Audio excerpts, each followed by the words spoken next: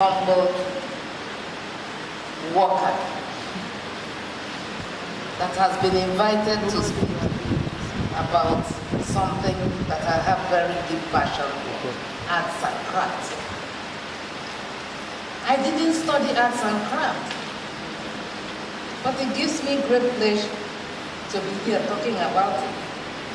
As is often said, if you really want to learn any foreign culture, it's best you learn about their arts and crafts. Most tourists, when they come to any country, the first thing they do after they have had conferences and whatever is to look for where they can buy some souvenirs or things that they can take home to showcase where they have been. And that is why I think Otumba Russia is a gift to Nigeria. He's a gift to this country. If you don't like him, please like what he does. Because most times in Nigeria, we don't like people and we don't like what they do. And that's why we don't make progress. If you don't like Otumba, like what he's promoting. Because he's deeply promoting Nigeria. There is nobody promoting Nigeria like this man. I've known him since he was doing Abuja Carnival. He brought Abuja to the world.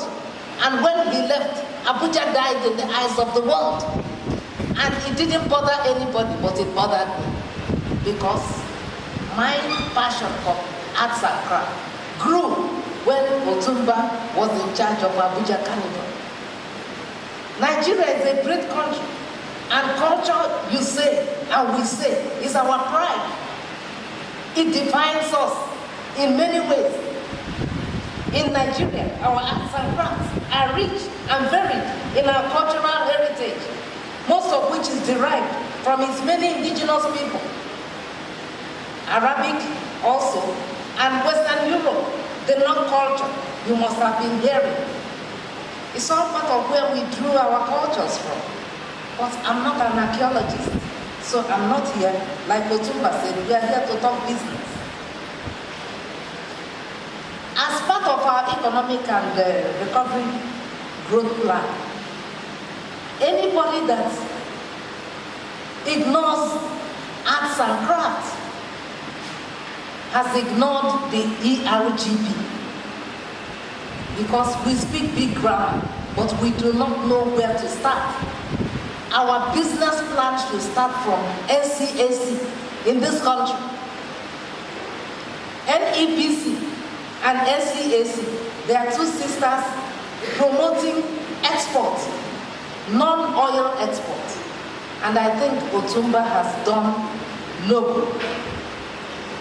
Some 33 years ago, because right now I'm 67 years old, and I'm going to be 68 years very soon. Some 33 years ago, I had a vision that propelled me to set up a small company to assist my brother who is physically challenged. I did not set up Lelu to make money. I stumbled into it through my brother who was physically challenged. He could not hear, neither could he talk. But I said to myself when I came back from Canada, this young man can at least see. And if he can see, I too have a knack for creativity.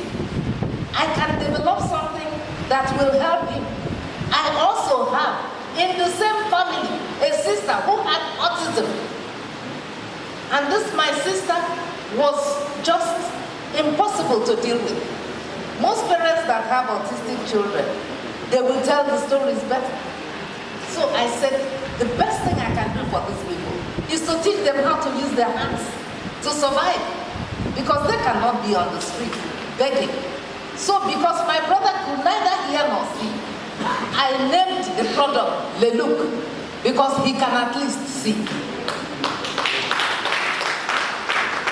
It was his condition that motivated me into starting an industrial movement that would give economically disadvantaged in our society employment Because right now, I'm employing some physically challenged persons. I'm employing women. I have 45 people in my employment. What is my vision? My vision is to produce locally and sell globally. A luxury brand. Most women spend all of their resources buying Chanel bag, Louis Vuitton, this and that and that. That is what defines them. But what about Nigeria? Because we were competing all these years with both the famous brand and the infamous ones. Why do I call them infamous brands? Because some women who cannot afford to buy the original Louis Vuitton, they buy fake. And that is what defines them. But tell me where you cannot carry this bag. Because this is a little bag. Tell me, where will you not be able to carry this bag? And it is made in our factory. Tell me where you cannot take any of those bags. They are made in our factory. And for each product, we have processes. And for each process, there is something for someone to do there to make a living. So you cannot say that making handles, yes, you can engage people just to make handles and they make a living. We can get people to know how to make handles and start to supply our factory with just handles. That is something to do. So our core value is innovation. So some of you who want to learn, you must be innovative. You must pay attention to quality. You must not cut corners and say because it's made in Nigeria that anything goes. No, Nigerians too, they like good things. You must be reliable. If you say you're going to deliver tomorrow, let your tomorrow be tomorrow. Let your tomorrow not be 2 days after. Because that will hamper your progress. So, like I said, this journey that started 33 years ago, we had been able to get people now to carry the bags. Because at the time, most Nigerians are shying away from carrying made in Nigeria. They would rather be carrying things made abroad. So with people like Sonny Ade, Ebenezer Obey, and Nike Alajire, we were all marginalized at the time. But as soon as Fela's music hit the world, and Sonny Ade's music hit the world started wanting to know, where are these people coming from? At that time, I knew that our time has come. I knew that very soon there will be some kind of recognition in Nigeria. Then came the boom. The lady said, are you smiling to the back? Of course I'm smiling to the back.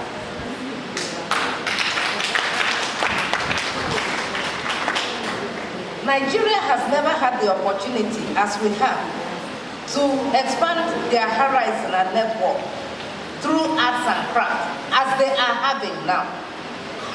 The time has come now. Under Otumba Ronsewe, we can move mountains now. We cannot stand behind him and tell him all the doors he needs to knock, and he will knock, and he will kick all those doors until we get to where we're going. Because this is where Nigeria's money lies. It lies in its arts and culture. It lies in the fashion. You see what I'm wearing? It can serve anywhere. I can go to any party with this. I don't have to wear a suit. No. Nigerian fashion is reigning supreme all over the world. You should be proud to be associated with NCAC, especially through this man. Because we are going to push this man until he can get us to the promised land. Because we are not there yet. So Otumba, you have a lot of work to do. It is said that success is opportunity meeting preparedness. So for you to get into this world of arts and crafts, you must get ready.